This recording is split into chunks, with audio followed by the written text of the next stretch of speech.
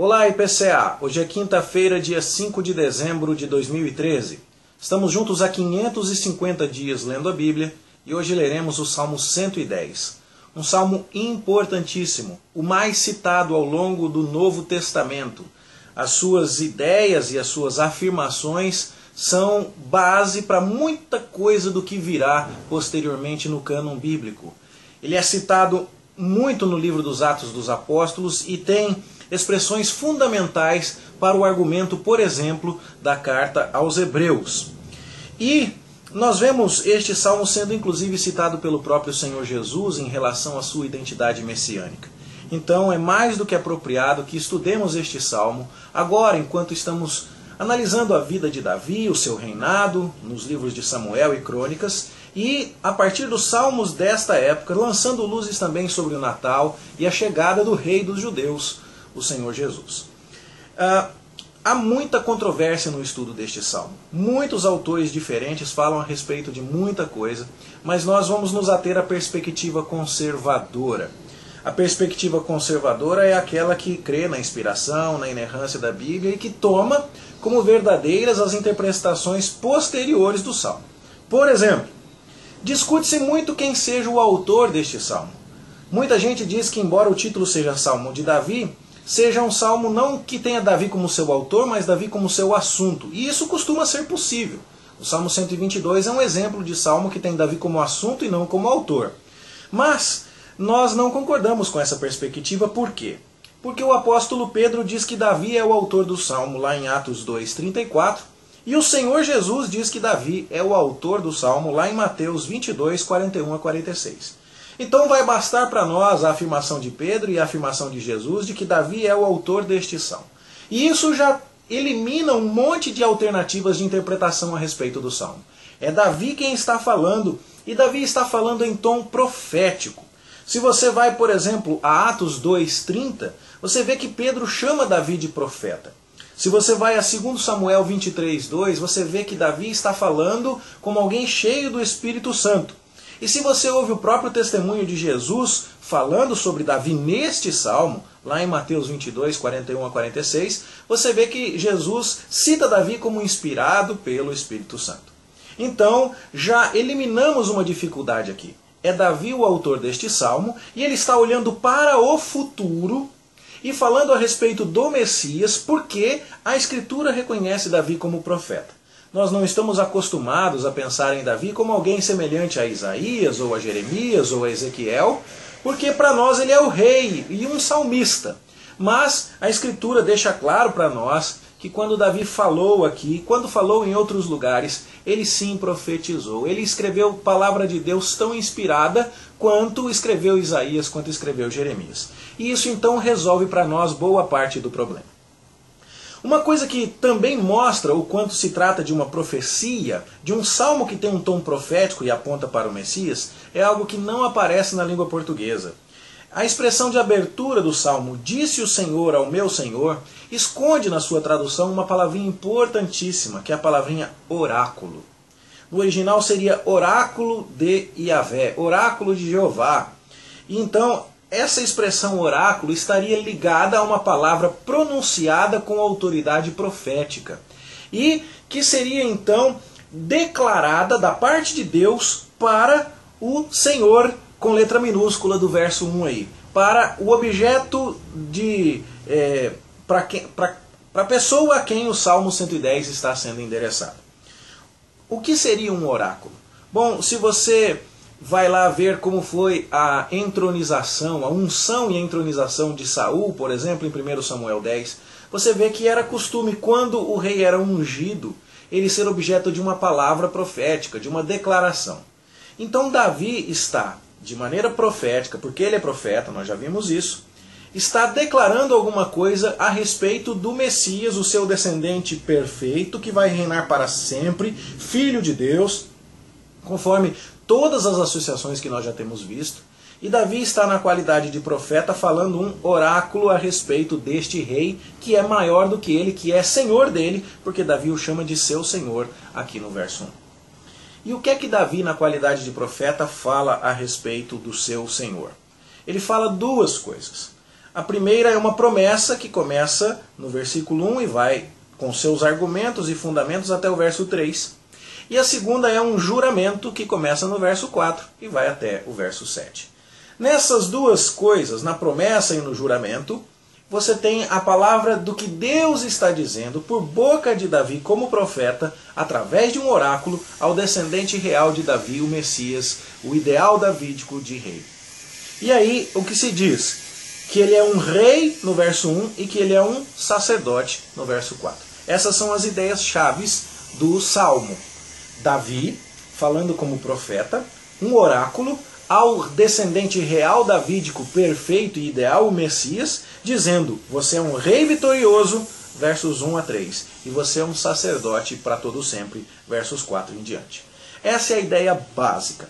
E aí então esse rei vai vencer, porque o próprio Deus vai colocar os inimigos dele debaixo de seus pés.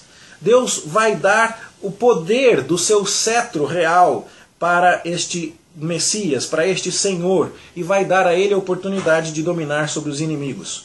E mais, o povo, liderado por esse rei, vai se apresentar voluntariamente para segui-lo, vestido de santos ornamentos, e os jovens, os soldados, vão se apresentar para a guerra voluntariamente, em grande número, como um orvalho que emerge da aurora.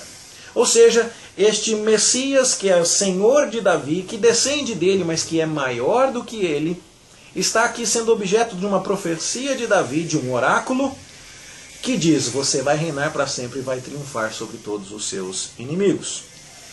Também é dito a partir do verso 4, na segunda parte do Salmo, que esse Messias é sacerdote para sempre, segundo a ordem de Melquisedeque. Por quê? Porque há um papel importante deste servo ideal. Ele não é meramente rei, ele é também sacerdote. O primeiro rei sacerdote que nós conhecemos na Bíblia é justamente Melquisedeque. E ele aparece e se mostra superior a Abraão, que era o mediador da aliança, nos dias da sua época. E agora Davi reconhece que o Messias é superior ao próprio Davi, que era o mediador da aliança nos seus dias. Nos dias de Abraão, Deus estava prometendo na aliança uma descendência. Embora o elemento do reinado já estivesse presente, a grande promessa ali era a descendência, a posse da terra. E Abraão era o mediador desta aliança. Mas ele se encontra com Melquisedeque, rei de Salém, que é Jerusalém, que era rei e sacerdote ao mesmo tempo. E Abraão reconhece que Melquisedeque é superior porque ele dá dízimo de tudo que havia conquistado na guerra. Agora você tem Davi, o mediador da aliança, que agora inclui a promessa de uma dinastia real, aquele que mediava a relação de Deus com os homens em seus dias, que recebeu uma promessa, uma aliança de um descendente para sempre assentado no seu trono, e que olha para o Messias e diz: ele é meu Senhor, ele é superior a mim, e ele é da ordem de Melquisedeque, ele é rei e ele é sacerdote. E Davi fala isso sentado em qual trono? No trono de Jerusalém, da cidade de onde Melquisedeque havia vindo naqueles tempos antigos. E então é dito que ele vai ser um sacerdote para sempre e que Deus vai dar a ele não só a derrota dos seus inimigos, mas também, como havia dito antes, no verso 3, o serviço fiel e leal dos seus servos, do seu povo devoto. E ele vai triunfar de tal modo que ele vai esmagar as cabeças dos inimigos por toda a terra, vai julgar entre as nações e vai ter uma vitória tranquila, como alguém que está tendo tempo de beber água na torrente, passar de cabeça erguida, desfilando vitorioso por entre os seus inimigos derrotados. Essa é a mensagem essencial do Salmo 110. Ela acaba sendo tomada e muito no Novo Testamento, não só para mostrar que Cristo vai vencer todos os seus inimigos, e Pedro vai falar disso lá em Atos capítulo 2, quando Cristo vence a morte, quando Cristo é um rei vitorioso e ressurge, mas também vai ser um argumento muito importante na carta aos Hebreus, quando o escritor sagrado vai falar que Jesus é o nosso sumo sacerdote. E embora ele não fosse da ordem de Arão, ele não fosse da descendência de Arão e, portanto, não tivesse o direito de exercer o sacerdócio no templo, ele era de uma ordem sacerdotal muito superior. E nesse sentido, eu recomendo a você que acompanhe a leitura e acompanhe os vídeos que nos são dados lá na exposição da carta aos Hebreus, nos capítulos 5, 6, 7, você vai ver ali a exposição destes argumentos. Mas, basicamente, o que temos aqui é Davi como profeta, olhando para alguém que é maior do que ele, que é sacerdote e rei. E é alguém que vai governar para sempre, que vai mediar a relação de Deus com o povo, que é o ungido perfeito e ideal do Senhor Deus.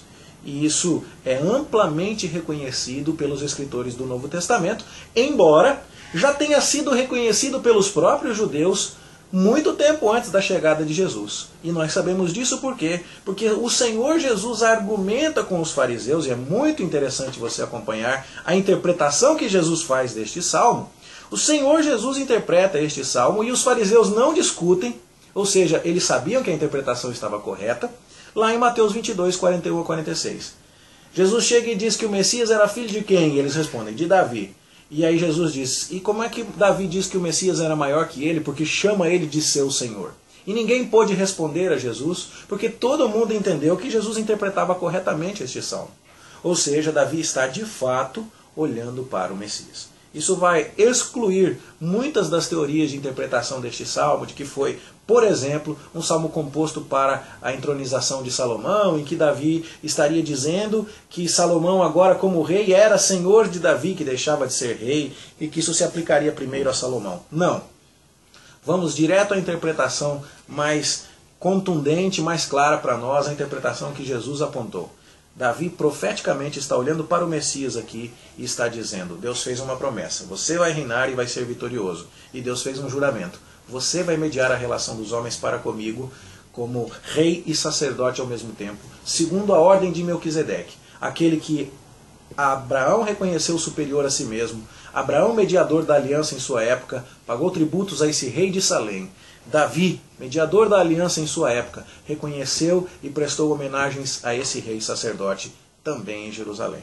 Fecha-se todo o cerco e chegamos de Abraão a Jesus. E vemos Deus falando uma coisa só em mais de 2.200 anos de história.